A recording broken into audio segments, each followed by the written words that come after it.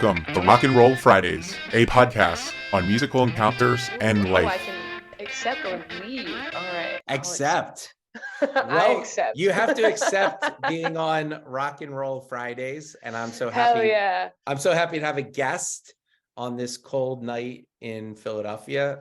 Nicole June is my guest, and she is of June and the Jets, which is a great name for a band. So welcome, Nicole. Thank you. Thanks for having me. First question, how did it become June and the Jets? I'll give you the short version. When I first moved to the area, I would always like leave the place, and the guys in my band were my neighbors. So I would like say bye to my roommates. I'd be like, "All right, bye guys, I'm going to jam with the boys." And for like a little bit, it was June and the boys, and like that wasn't supposed to stick, but that's kind of what we ran with for the first few shows. And it just kind of like got to this point where we were all like, "All right, Yeah. this has got to go." So we're just like throwing things at the wall, and June and the bicycles, June and the wooden decks, June and the, one night we were sitting in a hot tub and we were like, June and the Jets. And yeah, we all kind of like looked at each you're other. like, that's it. Yeah, yeah. There's definitely like a couple of minutes where it was like, it's not it. And then we were just kind of like, it's it. That's it. Yeah. So you're originally from Philadelphia and now based in West Virginia. West, yeah.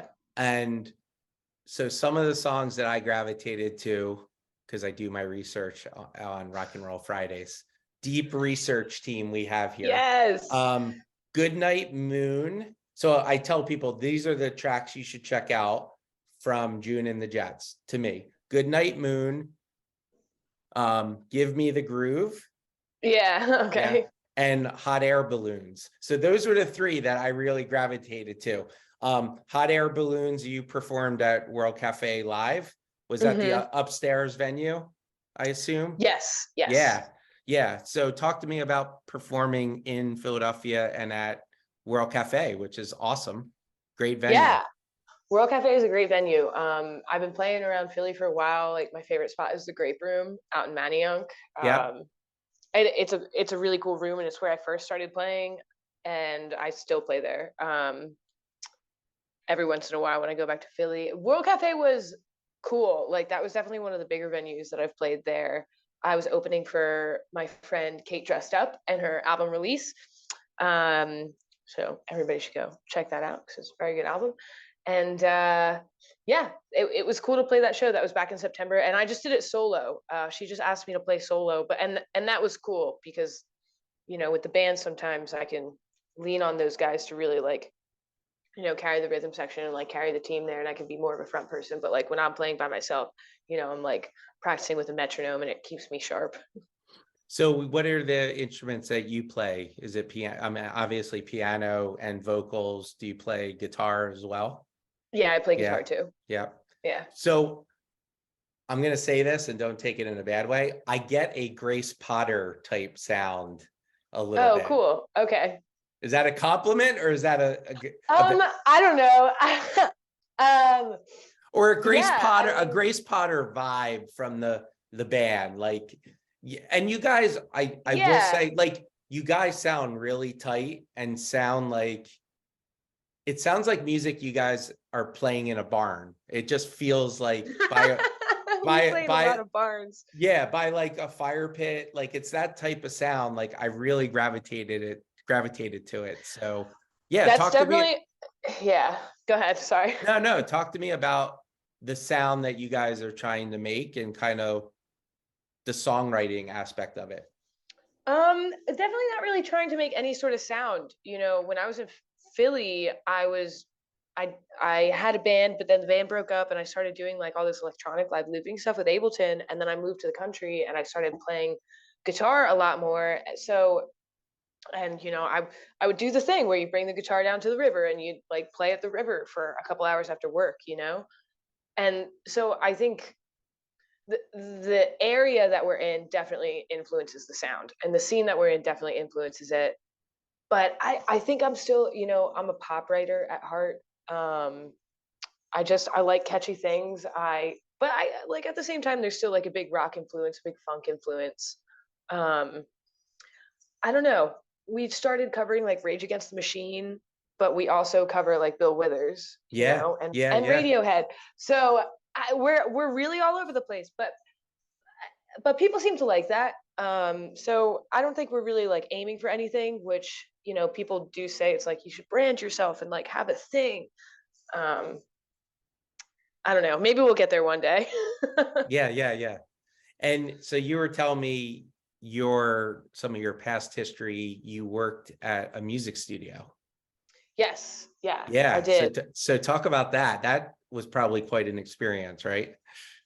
It was, yeah. I was an unpaid intern at Oh, one of yes, those. yeah. But I did it for almost 2 years, and it's a really nice studio. So the trade-off is, you're there for, I was there for 2 days a week, and they are 8-hour shifts, and but the trade-off is, if nobody's using the rooms or if nobody has booked the rooms, you can use the rooms. It's awesome. Um, the other And trade-off was is you this get to. in New York City? This was in Philly. In Philly. Okay. Hmm. So and it's a learning process. You meet the other engineers, you can sit in on some sessions. So it was cool. Yeah, and I don't know. What was the question, like about famous people? Like Well, who have yeah. I Well, met? also, talk about like what, I mean, it's probably intimidating, right? I mean, any internship is intimidating, like working at a law firm or whatever, but like you're in this studio with like professional musicians and engineers. Like, what was that like, kind of seeing and hearing what they were doing like every day, Yeah. you know? It was in, intimidating, yes, but I think it was more exciting. Like, especially at first. you Yeah. know you walk into the studio and you see all the platinum records on the wall and the gold records and all that, and you're like, oh wow, like I'm around some people who are really doing it. So that was a really cool and motivating feeling. And I think it just kind of got to a point where, when I started to get to know people and I would get to sit in on sessions, like, you do have to, be aware that you're a collaborator, and uh, the the artist is always steering, but also, like, the most important thing is being creative. And, like, you know if you see a problem, like, oh, uh that mic is fuzzy, or if like somebody's having trouble with a keyboard part, it's like, offer ideas, like, and that's what you're there for. And Yeah. once I kind of started doing that, it became, you know much more collaborative, and um much less like Work. less intimidating of a Yeah. dynamic. I mean, it's still work.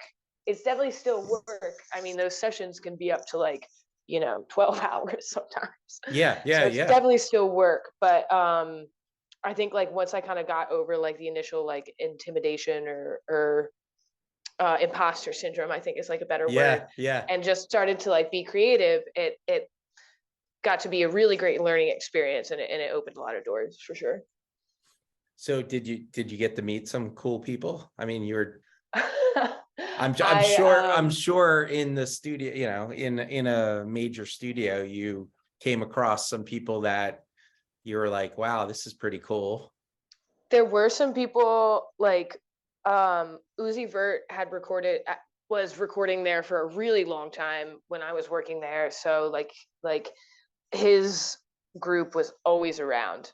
And he kind of just like owned a room for a Yeah. long time. So we weren't really able to get in there. But there was this one producer named Montez, who was very cool. He used to work a lot with the Roots, and he kind of hung out, and was his role was always like a little unclear to me, but he was basically just like on call if Uzi's guys ever needed anything. Yeah. Um, while he was still running sessions out of what like they call the Roots room in the back of the same building. So that studio is in a warehouse that has and the warehouse has all these different studios in it. It's awesome. And so the Roots used to record in this room, like way in the back of this space that Montez now kind of brought his like, younger clientele into. So I got to sit in on a few sessions there, which was cool because I love the Roots. I Yeah, love the Roots so yeah, much. And to be in the room where like Questlove got that drum sound was really cool. And there was like once or twice that Questlove rolled through the that's studio awesome. where I was working at too. I didn't get to talk to him at all, but he was recording a podcast with Larry Gold, who I was talking about, who had originally built the studio, who is a great cellist and has probably arranged strings on a lot of, you know, your favorite records. But yeah, so those are a couple of people. I feel like I just like word vomited a lot of Well, different people that I've admired around that place. But that's awesome. And it's awesome. Like, Philadelphia is such a great music city. And even though it gets its due, it probably doesn't get its due enough for how many great mhm, bands have recorded. And obviously the Roots are, I mean, they're being on the Jimmy Fallon show, right? yeah, They're playing every night and they're fabulous. And like you said, like Larry Gold, like these people that are kind of, you'll never know their name, but have either arranged stuff or played on albums that you hear a part and you're like, that's awesome. And you never know who the person is, yeah, so yeah. it's fascinating. So let's talk about how'd you get involved in music and why music, right? Like I'm always like That's a good fascinated, question. like Yeah, I am not a musician, I'm not a singer, but I can't imagine my life without music and live shows and talking to people like yourself and people that are talented, like amaze me. So how, why do you do what you do? I think it's tough. I mean, I started playing piano when I was really, really little, when I was like 4. But before that, I think I was listening to music a lot. My parents always had music on around the house, but then like, you know, even I remember like there's this children's book that had this classical violin soundtrack that went to it that I just kind of fell asleep to at night. And I think that came first. I think that came before the piano, but I was like really obsessed with that. It was like a cassette tape and I loved Mm, it and I would always like fall asleep listening to it. So I definitely just loved it from an early age. And there are people like some of my uncles like play, like yeah. seriously play, and have done some cool things. So it definitely is a little bit in my family, but my mom or dad never really played. And I don't know why my parents decided to bring a piano into the house, like Yeah. when they did, but they definitely wanted me and my sister to play. And my sister was always really good at sports, and I wasn't. I wasn't like I could be on a team, but I wasn't like it Yeah. wasn't my thing, you know. You went Um, the music route. yeah, and like like it kind of ties into your question, like how did you latch onto it? Like it felt like mine, you know. It's like this is my mom's, this is my dad's, this is my sister's, like this is mine, you know.